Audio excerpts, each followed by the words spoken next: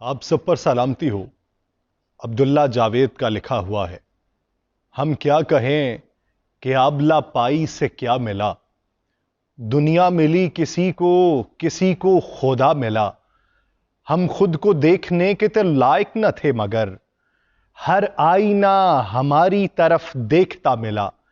انسان اور وقت میں کب دوستی رہی، ہر لمحہ آدمی کا لہو چاٹتا ملا۔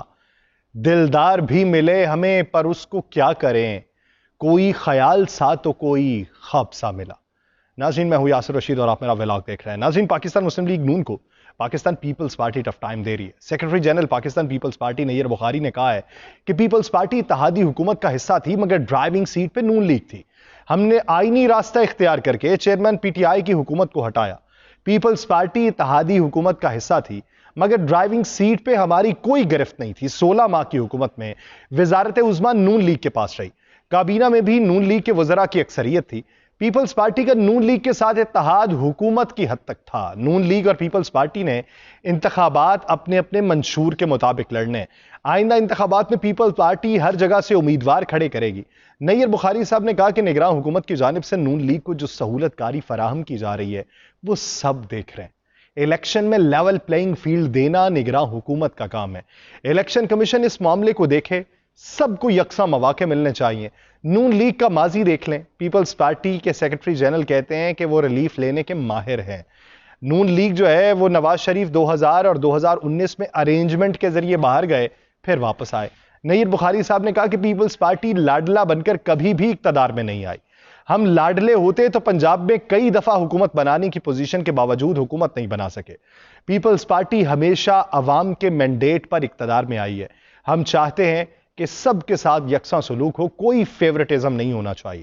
ہم نے ہمیشہ غیر آئینی اقدام کی مخالفت کی ہے اور 2014 میں بھی نواز شریف کے خلاف عمران خان کے دھرنے کی مخالفت کی تھی۔ اس وقت بھی ہم نے کہا کہ کسی کو حکومت سے ہٹانا ہے تو آئینی طریقہ اختیار کیا جائے۔ نیر بخاری نے کہا کہ پیپلز پارٹی کی سپورٹ کی وجہ سے شہباز شریف وزیر اعظم بنے۔ نگراں حکومت اپنی ذمہ داری کو سمجھے اور نبھائے۔ الیکشن کمیشن بھی اپنی آئینی ذمہ داری پوری کرے۔ پاکستان پیپلز پارٹی اور نون لیگ کی یہ جو تکرار ہے یہ چلتی رہے گی۔ یہ بحث و مباحثہ بھی چلتا رہے گا۔ ایک دوسرے کے اوپر الزامات چلتے رہیں گے۔ یہ آنے والے دنوں میں جلد سے جلوس بھی چلتے رہیں گے۔ ایک دوسرے کے جبے کو داغدار کرنے کی کوششیں کرتے رہیں گے، لیکن یہ بحث و مباحثہ ایک طرف۔ پاکستان میں اسرائیل مخالف اور فلسطین کی حمایت میں کتنی آوازیں بلند ہوئی ہیں ابھی تک۔ وفاقی دارالحکومت اسلام آباد میں اسرائیلی مظالم کے خلاف غزہ مارچ کے معاملے پہ جماعت اسلامی اور مقامی انتظامیہ آمنے سامنے آئی۔ جماعت اسلامی کے مطابق اسلام آباد کی ضلعی انتظامیہ نے مارچ کی اجازت دینے سے انکار کر دیا۔ ضلعی انتظامیہ کا کہنا ہے کہ دفعہ 144 کی پابندی کے باوجود جماعت اسلامی نے مارچ اور احتجاج کی کال دی، اس کی اجازت نہیں دی جا سکتی۔ دنیا بھر میں لوگ، مسلمان اور کچھ غیر مسلم بھی فلسطین کی حمایت میں کھل کے بول رہے ہیں۔ اسلام آباد پولیس نے سرینا چوک سے جماعت اسلامی کے کارکنوں کو حراست میں لیا۔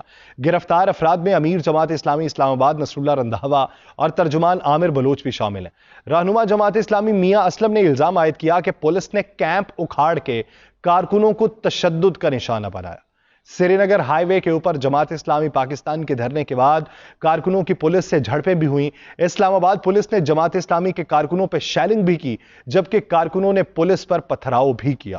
پولیس کی شیلنگ کے بعد مظاہرین منتشر ہوئے اور سری نگر ہائی وے کو ٹریفک کے لیے کھول دیا گیا۔ جماعت اسلامی پاکستان کے ترجمان کے مطابق جماعت اسلامی مظلوم فلسطینیوں سے اظہار یکجہتی کے لیے ہر صورت مارچ کرے گی اور اپنا مارچ کہیں بھی روکا نہیں جا سکتا۔ ملک کے طول و عرض میں جماعت اسلامی کی جانب سے یہ مارچز کیا جا رہے ہیں، لیکن دوسری ہماری جو سیاسی جماعتیں وہ فلسطین کے معاملے پہ کتنا بول رہی ہیں؟ ایک بیان، ایک پریس کانفرنس، اس کے بعد مکمل خاموشی۔ صرف ایک جھنڈا پکڑ لینے سے اور کان میں یہ کہہ دینے سے کہ ان کے سفارتکار کہہ رہے ہیں کہ آپ جھنڈا پکڑ لیں، حمایت نہیں ہو جاتی۔ فلسطینی مزاحمتی تنظیم حماس کے عسکری ونگ القسام بریگیڈ نے اسرائیل کے اہم ترین شہر دمونا کو نشانہ بنانے کا دعویٰ کیا ہے۔ اسرائیل کے صحرائے نقب میں واقع دمونا شہر خفیہ، حساس جوہری تنصیبات کی وجہ سے اہم ہے۔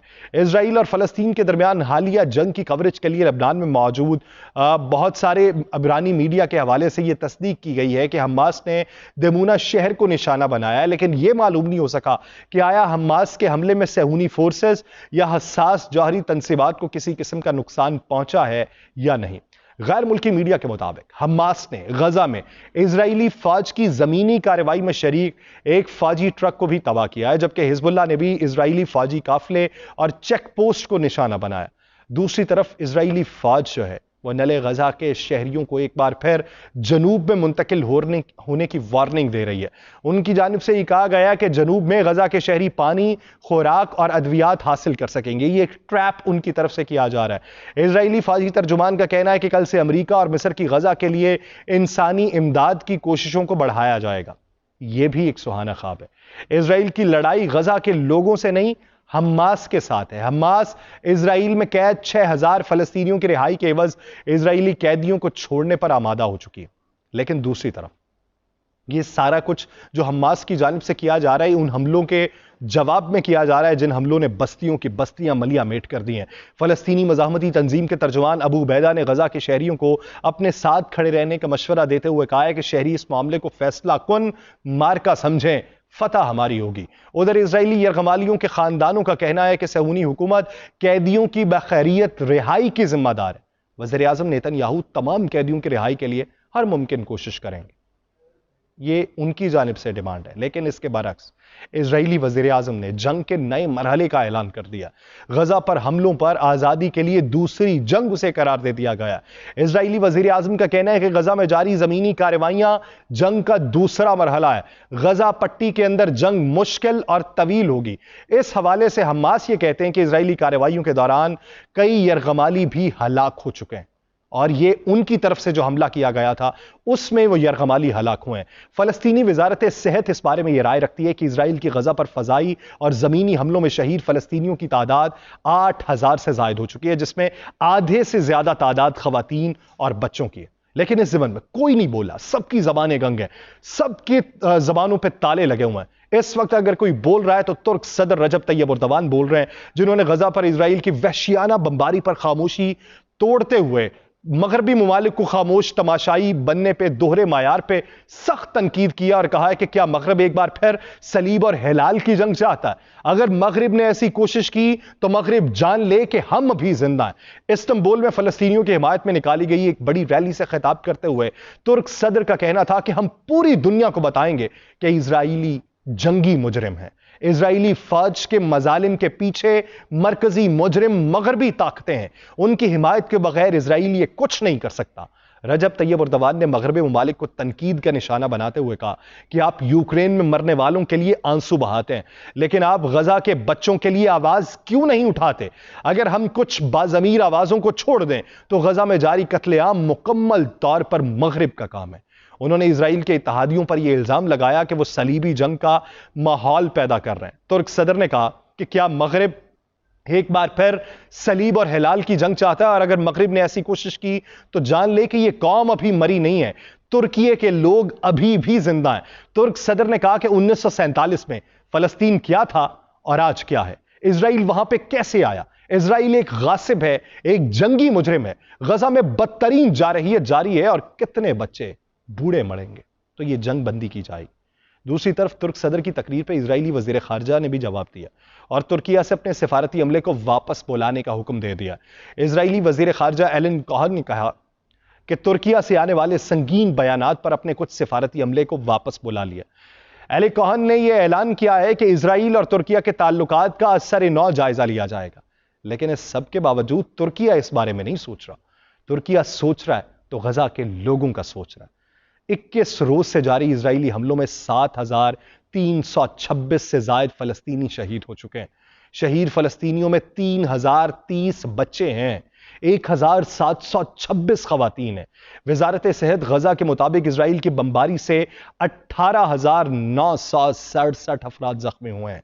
زخمی فلسطینیوں میں 2000 بچے اور 1400 خواتین شامل ہیں، جبکہ 940 بچوں سمیت 1650 فلسطینی لاپتہ ہو چکے ہیں۔ فلسطینی بچوں سے پوچھیں کہ آپ بڑے ہو کر کیا بنیں گے، تو ان کا جواب یہ سامنے آتا ہے کہ ہمیں تو بڑے ہونے ہی نہیں دیا جاتا، ہم نے بڑے ہو کے کیا بننا۔